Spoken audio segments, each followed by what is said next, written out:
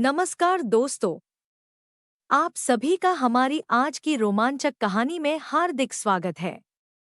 अगर आप हमारे चैनल पर पहली बार आए हैं, तो सब्सक्राइब करना ना भूलें और बेल आइकन दबाकर सभी नई कहानियों का आनंद लें। आज की कहानी बेहद खास और दिलचस्प होने वाली है, इसलिए लास्ट तक जरूर सुनें, आपको बहुत मजा आने वाला है। तो बिना किसी देरी के चलिए कहानी शुरू करते हैं।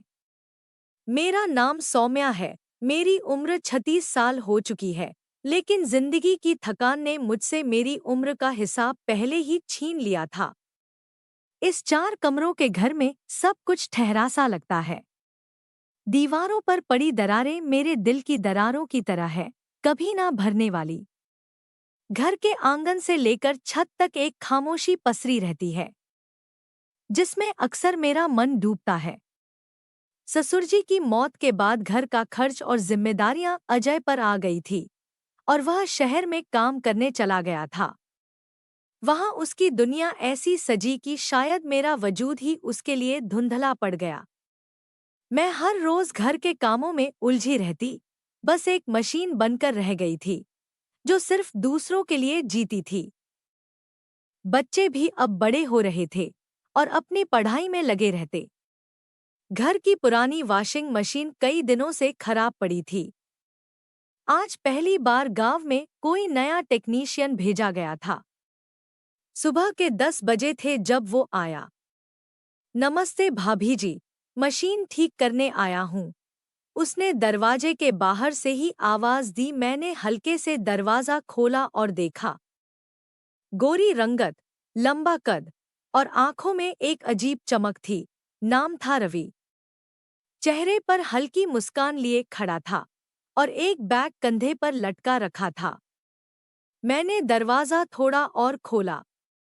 आइए, मशीन आंगन में है, कहते हुए मैं उसे अंदर ले आई। रवि की नजरें घर के हर कोने को टटोल रही थी। वो ध्यान से चारों तरफ देख रहा था, जैसे इस घर की वीरानियों को महसूस कर रहा हो। मुझे अजीब सा लगा, लेकिन कुछ बोली नहीं। वो मशीन के पास बैठकर उसे खोलने लगा। ये मशीन कब से खराब है भाभी जी? उसने पूछते हुए मेरी तरफ देखा। पिछले हफ्ते से बंद पड़ी है, मैं धीमे स्वर में बोली। वो काम में जुटा रहा, लेकिन बीच बीच में उसकी निगाहें मुझ पर ठहर जाती। उसकी आंखों में कुछ था, जैसे वो मेरी हर खामोशी को पढ़ने की कोशिश कर रहा हो। मशीन ठीक करते करते रवि ने अचानक मेरी तरफ देखा। आप बहुत परेशान लगती हैं भाभी जी, सब ठीक तो है ना? उसने सहजता से कहा, मानो मेरी सारी उलझनें उसकी नज़र में उतर आई हूं। मुझे नहीं पता था कि क्या जवाब दूं। बस ऐसे ही मैंने बात को टालने की कोशिश की। वो हल्के से मुस्कुराया। भाभी जी, अगर मन की बात न कहें तो मन और भारी हो जाता है, उसने बड़े ही सीधेपन से कहा। उसकी बातों में एक अजीब सी आत्मीयता थी, जो मुझे कहीं अंदर तक छू गई। मशीन ठीक करने के बाद वो उठा और बैग बंद करने लगा। जैसे ही मैं उसे पानी देने के लिए मुड़ी, अचानक उसने मेरे गाल पर हल्का सा चुंबन कर दिया। मैं स्तब्ध रह गई, शरीर मानो ठिठक गया हो। ये क्या कर रहे हो? मैंने गुस्से और झिझक में उसे देखा। उसने अपनी नजरें झुका ली, लेकिन उसके चेहरे पर शर्मिंदगी नहीं, बल्कि एक तरह की पीड़ा थी। माफ कीजिए भाभी जी, मैं खुद को रोक नहीं पाया, उसने कहा। उसकी आवाज में कोई बनावट नहीं थी। वह कुछ कहना चाहता था, लेकिन शब्द ढूंढ नहीं पा रहा था। मेरा दिल जोर जोर से धड़क रहा था। कुछ पलों के लिए मैं हिल भी नहीं पाई। फिर जैसे होश में आकर मैंने खुद को संभाला। तुम्हें शर्म नहीं आती? मैंने उसे झिड़का और बिना कुछ कहे उसे घर से बाहर जाने के लिए कहा। अगले दिन सुबह होते ही वॉशिंग मशीन ने फिर से काम करना बंद कर दिया। कल का चुंबन अब भी मेरे ज़हन में ताज़ा था और उसे याद करके मेरे अंदर गुस्सा उमड़ रहा था। मैं बार बार सोच रही थी, उसकी ये हिम्मत कैसे हुई? लेकिन गुस्से के बावजूद मजबूरी ये थी कि गांव में दूसरा कोई टेक्नीशियन था ही नहीं। मुझे न चाहकर भी उसी को फिर से बुलाना पड़ा। थोड़ी देर बाद दरवाजे की घंटी बजी। मैंने सांस खींचकर खुद को संभाला और दरवाजा खोला। वो रवि वहीं मुस्कुराहट लिए दरवाजे पर खड़ा था। भाभी जी, क्या मशीन फिर से बंद हो गई है? उसने सीधे सवाल किया, जैसे उसे यकीन था कि मैं उसे ही बुलाऊंगी। मैंने कोई जवाब नहीं दिया और उसे अंदर आने दिया। वो धीरे धीरे घर में दाखिल हुआ और सीधे वॉशिंग मशीन की तरफ बढ़ा। मैं खामोशी से उसकी हर हरकत देख रही थी। वो बेझिझक अपने औजार निकालने लगा, जैसे ये उसका ही घर हो। रवि ने मशीन का ढक्कन खोला और अंदर झांकने लगा। मैं वहीं पास खड़ी होकर झुककर उसकी हरकतों को ध्यान से देखने लगी। गुस्सा मेरे अंदर अब भी था, लेकिन कहीं ना कहीं कल की उस छुअन ने मेरे दिल में हलचल भी पैदा कर दी थी। वो अपने काम में जुटा हुआ था। मैं थोड़ी झुकी हुई उसकी तरफ देख रही थी जब हमारी नजरें अचानक टकरा गईं। कुछ देर के लिए हम दोनों के बीच खामोशी पसर गई। उसने हल्की मुस्कान के साथ कहा, आप ऐसे गुस्से में मत देखा कीजिए भाभी, मुझे डर लगने लगता है। मुझे उसकी बात पर और भी गुस्सा आया। तुम्हें जो करना है चुपचाप करो और निकलो यहाँ से, मैंने सख्त लहजे में कहा। फिर वो अचानक खड़ा हुआ। उसके चेहरे पर एक अजीब सी बेचैनी थी, जैसे कुछ कहना चाहता हो पर शब्दों का जाल उसे रोक रहा हो। मेरे दिल की धड़कन तेज हो गई। वो धीरे धीरे मेरी ओर बढ़ा। मैंने उसकी आंखों में देखा, वो आंखें जो अब तक मेरी हर बात पर झुकी रहती थी, आज उनमें एक अलग सी आंख थी। रवि, तुम क्या कर रहे हो? रुक जाओ, मेरे पास मत आना, मैंने घबराहट भरी आवाज में कहा। पर वो नहीं रुका, बस चुपचाप मेरे करीब आ गया और फिर उसने पीछे से मुझे कसकर अपनी बाहों में भर लिया।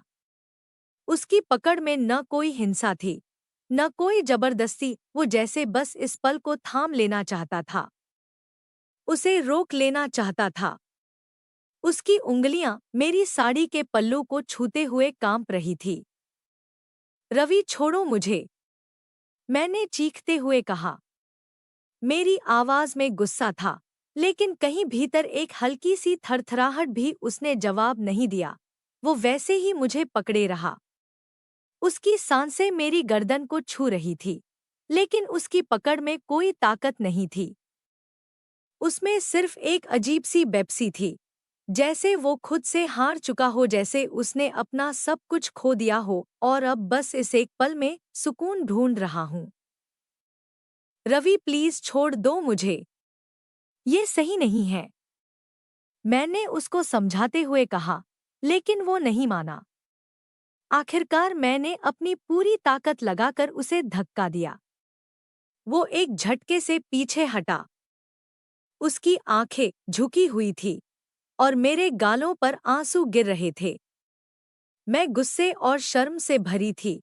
मैंने झट से अपना पल्लू ठीक किया और पीछे मुड़ी और उसके गाल पर एक जोरदार थप्पड़ जड़ दिया। थप्पड़ की आवाज कमरे में गूंज गई। वो चुपचाप खड़ा रहा, अपना गाल पकड़े। उसकी आंखों में ना दर्द था, ना गुस्सा, वहां बस एक खालीपन था। मुझे माफ कर दो सौम्या भाभी, उसने धीरे से कहा। उसकी आवाज कांप रही थी, लेकिन उसमें एक सच्चाई भी थी। मैं नहीं जानता क्यों, लेकिन आपको देखकर ऐसा लगता है जैसे सारी दुनिया की उदासी आप में उतर आई हो। और तुम्हारे चेहरे पर जो उदासी है, वो मुझे अंदर तक चीर देती है। उसकी बातों ने मेरे दिल को छू लिया, लेकिन मैं खुद को कमजोर नहीं दिखाना चाहती थी। तुम्हारा दिमाग खराब हो गया है। तुम जानते भी हो मैं किस हाल में हूं, मैंने रोते हुए कहा। अजय को मेरी कोई फिक्र नहीं, और अब तुम भी। मेरी आवाज भर्रा गई। रवि, तुम अभी के अभी यहाँ से चले जाओ, और कभी वापस मत आना, मैंने टूटती हुई आवाज में कहा। रवि की इस हरकत के बाद मैं उससे बचने की कोशिश करती, लेकिन न जाने क्यों मन उसे याद करने लगा था। वो मेरे दिल में अजीब सा कोलाहल पैदा कर रहा था। शाम होते ही गांव की औरतें इकट्ठी होकर आंगन में बैठती और इधर-उधर की बातें करती। उनकी नजरों में अब एक अजीब सी शक की झलक थी, जैसे सब कुछ जान लिया हो। रात में सोते समय मैं बार-बार उन लम्हों को याद करती, जब रवि ने मुझे छुआ था। उसकी बाहों का वो स्पर्श, उसके गाल पर पड़ा थप्पड़, सब कुछ मेरे मन में गूंज रहा था। रवि के जाने के बाद भी उसका ख्याल मेरे मन में घर कर चुका था। मैं चाहकर भी उसे भुला नहीं पा रही थी। उसकी आंखों में जो दर्द था, वो किसी भूले बिसरे आईने की तरह था, जिसमें मैं अपना अक्स देख रही थी, टूटी हुई, अकेली और प्यार की प्यास से जूझती हुई। अजय को न मेरे सुख की कोई परवाह थी और न मेरे मन की। मैं हर दिन घुटती रही, लेकिन रवि ने जैसे उस घुटन में हवा की झिरी खोल दी थी। अगले कुछ दिनों तक मैं खुद को उसके बारे में सोचने से रोकने की कोशिश करती रही, लेकिन उसकी झलक, उसका वो बेबस आलिंगन और वो गाल पर हल्का चुंबन, ये सब मेरे मन से जाने का नाम नहीं ले रहे थे। मेरी हालत अब ऐसी हो गई थी कि जब भी मैं आंगन में अकेली होती, मुझे लगता जैसे वो कहीं से आकर फिर मुझे पकड़ लेगा। तू कुछ अजीब नहीं लग रही आजकल? मेरी पड़ोसन बबीता ने एक दिन अचानक पूछा। उसकी आंखों में शक था। मैंने बात को टालने की कोशिश की, लेकिन गांव के लोग तेज नजर रखते हैं। अब मेरे पड़ोस में हर किसी की नजर मुझ पर ठहरी रहती, जैसे सब मेरे भीतर के भंवर को पढ़ने की कोशिश कर रहे हों। मैं समझ गई थी कि अब मुझे संभल कर रहना होगा। उस दिन बच्चों की छुट्टी थी तो वो मौसी के घर गए थे। क्योंकि मेरी बहन के घर में एक बड़ा वीडियो गेम था तो वो उसी को खेलने वहां गए थे। घर में सिर्फ मैं थी, अकेली। और तभी दरवाजे पर हल्की सी दस्तक हुई। मैंने दरवाजा खोला, सामने रवि खड़ा था। उसे देखकर मेरे दिल की धड़कनें फिर से तेज हो गई। सौम्या भाभी, मुझे बस एक बार आपसे बात करनी है, उसने धीमे स्वर में कहा। उसकी आवाज में कोई जिद नहीं थी, बस एक उम्मीद थी, जो मेरे मन की गहराइयों को खींच रही थी। मैं कुछ कहे बिना एक तरफ हट गई और उसे अंदर आने दिया। हम दोनों रसोई में खामोशी से बैठे थे। बाहर से हवा के झोंके दरवाजे को हिला रहे थे, मानो कोई हमें आगाह कर रहा हो, तुम क्यों आए हो रवि? मैंने आखिरकार चुप्पी तोड़ी, आपसे दूर नहीं रह पाया। आपके साथ जो हुआ, वो सिर्फ मेरी गलती नहीं थी भाभी जी। उसमें आपके मन की आवाज भी थी, उसने सीधे मेरी आंखों में देखते हुए कहा। उसकी बातों में एक सच्चाई थी जिसे मैं झुठला नहीं पाई, वो सही कह रहा था।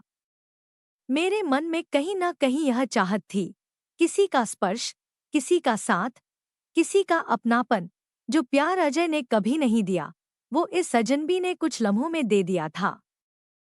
हम दोनों धीरे धीरे बात करते हुए छत की तरफ बढ़े।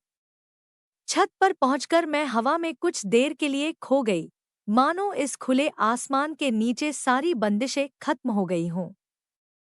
रवि ने फिर से धीरे से मेरी कलाई पकड़ ली। इस बार मैंने उसे झटका नहीं, बल्कि उसकी पकड़ में खुद को ढीला छोड़ दिया। तुम्हें नहीं लगता ये सब गलत है? मैंने टूटे हुए स्वर में पूछा। प्यार कभी गलत नहीं होता भाभी, उसने हल्के से कहा और मुझे पीछे से अपने सीने से लगा लिया। इस बार उसकी बाहों में कोई जबरदस्ती नहीं थी, सिर्फ अपनापन और सुकून था। मैंने खुद को उसकी बाहों में समेट लिया। वर्षों से जो अकेलापन मुझे घेर रहा था, वो आज पहली बार टूटता हुआ महसूस हुआ। उस पल में मुझे कोई परवाह नहीं थी, न समाज की, न अजय की, न दुनिया की। मुझे बस इतना पता था कि ये पल मेरा है। हम दोनों धीरे धीरे छत से नीचे आंगन में आ गए।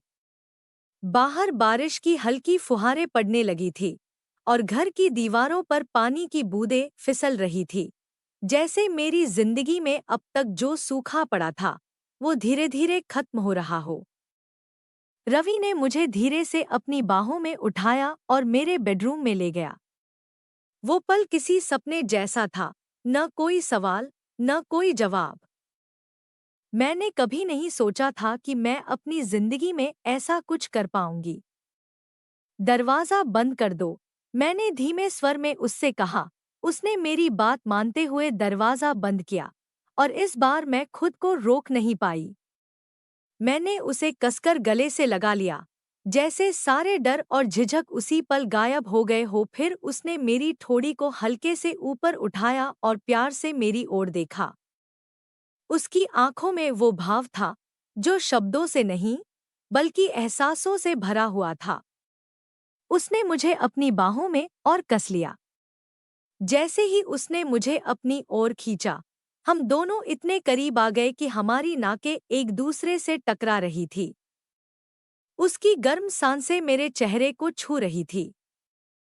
वो धीरे धीरे मेरे गालों को सहलाने लगा, जैसे हर स्पर्श में अपने एहसासों को कह रहा हो। मैं उसकी आंखों में देखती जा रही थी और वो मेरी। लेकिन फिर धीरे धीरे उसकी आंखें मेरे लाल होंठों पर टिक गई। वो एक क्षण के लिए ठहर गया और मैं समझ गई कि वो मुझे चूमना चाहता है। मेरी सांसें हल्की सी तेज हो गई।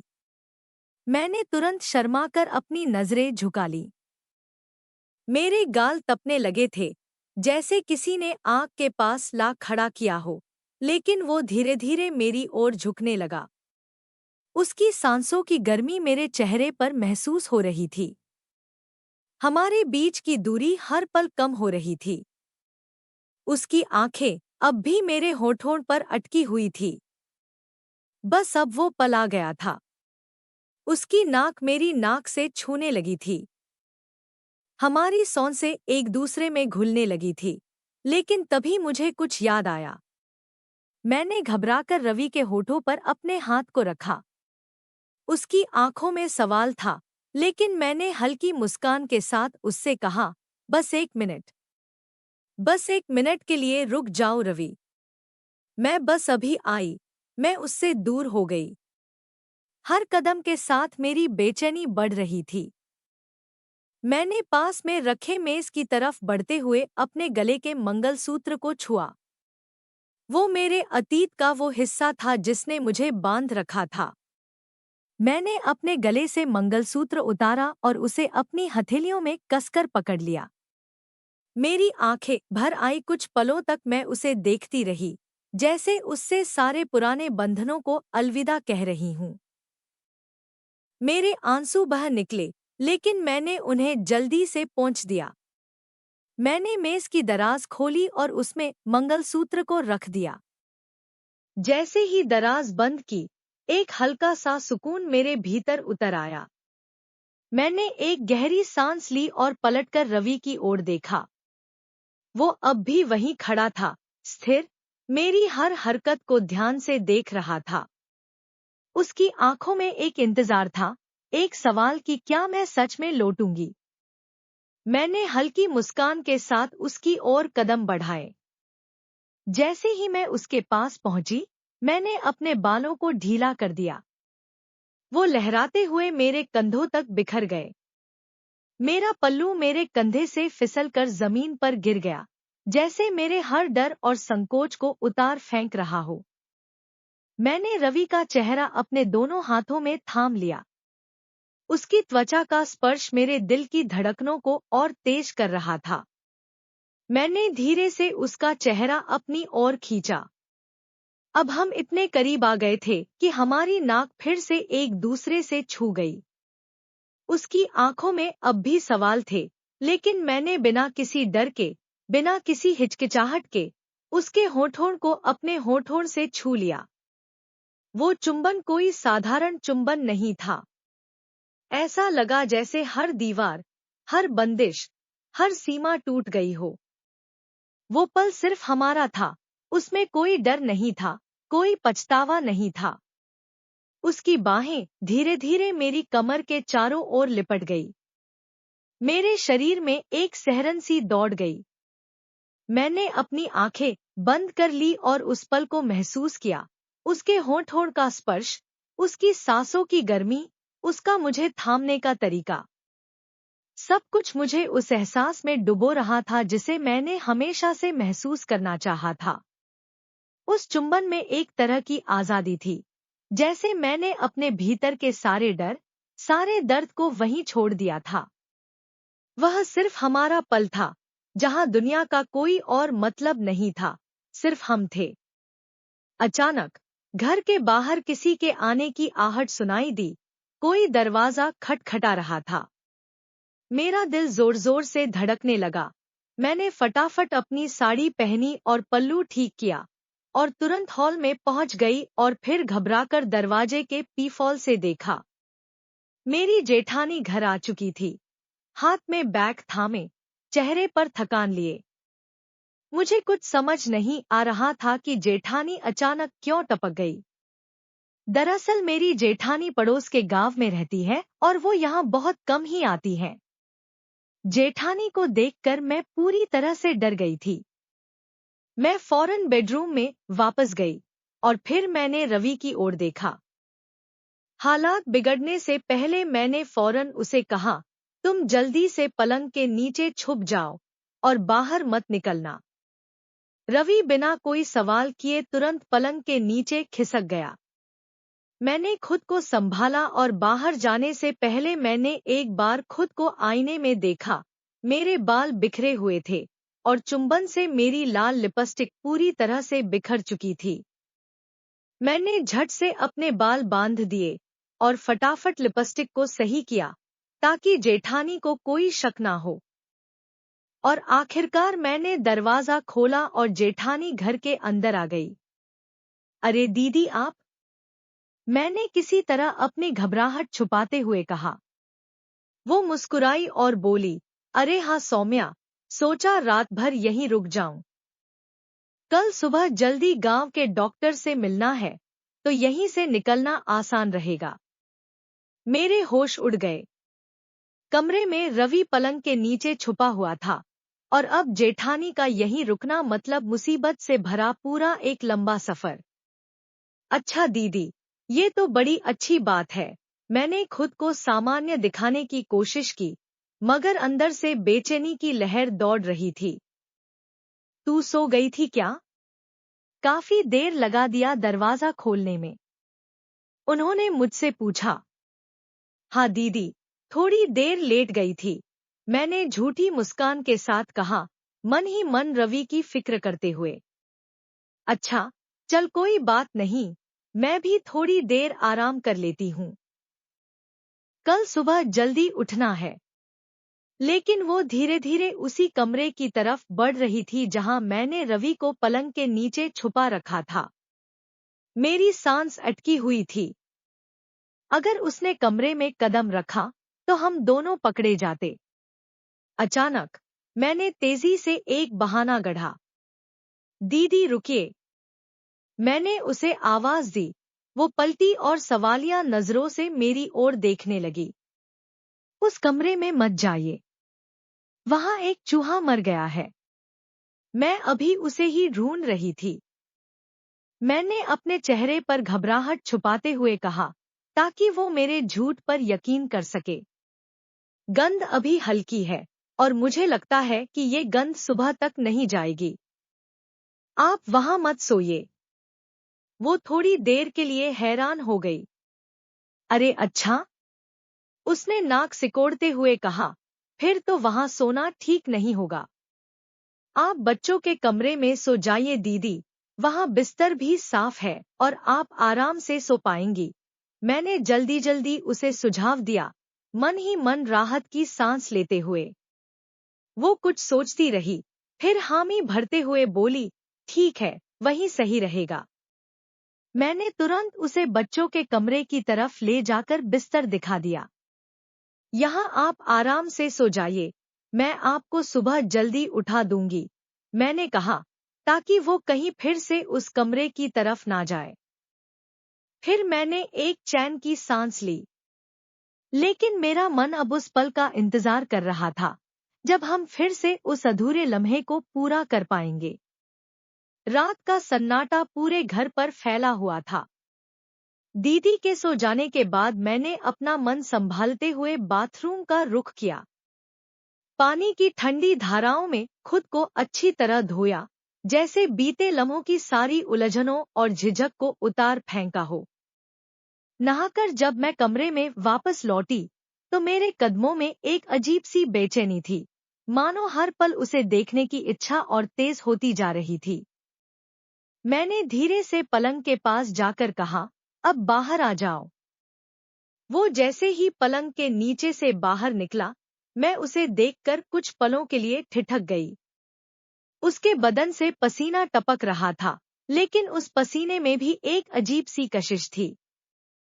उसकी आंखों में वही प्यास थी जो मैंने अपनी आंखों में भी महसूस की थी। मैं कुछ नहीं कह पाई, बस आगे बढ़कर उसे फिर से कसकर गले लगा लिया। उस पल में सब कुछ भुला दिया, ये भी कि मैं अभी अभी नहाकर आई हूँ।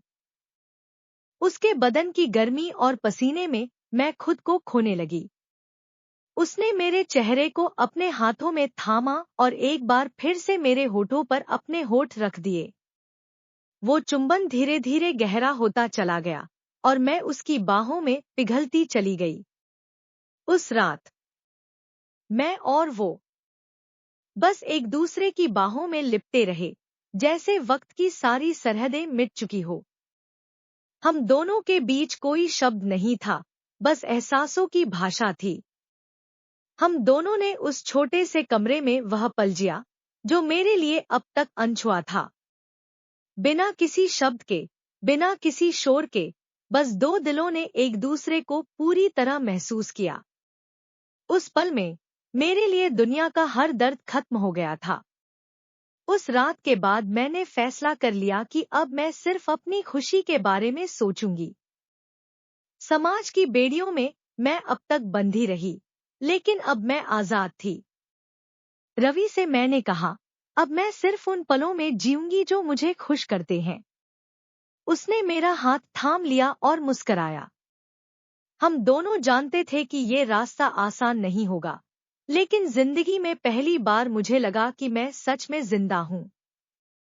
दोपहर से लेकर रात तक हम एक दूसरे के साथ वैसे ही रहे, जैसे दो रूहें एक हो गई हों। सारी रात छप छप करने के बाद हम थक गए और न जाने कब हमारी आंख लग गई और हम सो गए। रात के 3 बजे मोबाइल का अलार्म बज उठा।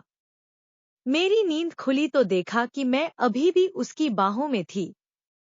उसका चेहरा इतना शांत और मासूम लग रहा था कि कुछ देर तक उसे जगाने का मन ही नहीं हुआ, पर वक्त के डर ने मुझे धीरे से उसे जगाने पर मजबूर कर दिया। अब उठो, मैंने धीमे स्वर में कहा, लोगों के जागने से पहले निकलना होगा। वो तुरंत समझ गया। उसने जल्दी से अपने कपड़े पहने और मैंने भी अपनी साड़ी पहन ली। और फिर मैं आगे आगे चलने लगी, जबकि वो मेरे पीछे पीछे। हर कदम पर मेरा दिल डर के मारे जोर जोर से धड़क रहा था। बार बार मैंने इधर उधर देखा कि कहीं कोई जाग तो नहीं गया। हर कदम पर ऐसा लग रहा था जैसे कोई हमारी चोरी पकड़ लेगा। आखिरकार हम दरवाजे तक पहुंच गए। मेरे अंदर की चाहत उसे रोक लेने की थी, लेकिन हालात ने मजबूर कर दिया। दरवाजा खोलने से पहले उसने एक आखिरी बार मुझे खींचकर मेरे होठों पर चुंबन दिया। मैं शर्माकर नीचे देखने लगी, पर होठों पर एक मुस्कान तैर गई। मैंने धीरे से कहा, कल फिर किसी बहाने से आना, मैं इंतजार करूंगी। उसने हल्के से सिर हिलाया और दरवाजा खोलकर बाहर चला गया। मैंने दरवाजा बंद किया और कुछ पलों तक वहीं खड़ी रही। फिर धीरे धीरे वापस कमरे में गई और बिस्तर पर घिर पड़ी। शर्माते हुए तकिए में चेहरा छुपा लिया, लेकिन दिल में एक मीठी सी खुशी का एहसास था। अब मुझे बस कल का इंतजार था जब हम फिर से इस रात को जी सकेंगे। तो प्यारे दोस्तों, यह थी हमारी आज की शानदार और रोमांचक कहानी। आपको यह कहानी कैसी लगी, हमें कमेंट करके जरूर बताएं। आपकी राय हमारे लिए बहुत कीमती है। अगर कहानी पसंद आई हो तो लाइक जरूर करें, इसे अपने दोस्तों के साथ शेयर करें और हमारे चैनल को सब्सक्राइब करना ना भूलें, ताकि आप आने वाली मजेदार कहानियों को मिस ना करें। तो चलिए, मिलते हैं अगले वीडियो में एक नई दिलचस्प कहानी के साथ। धन्यवाद।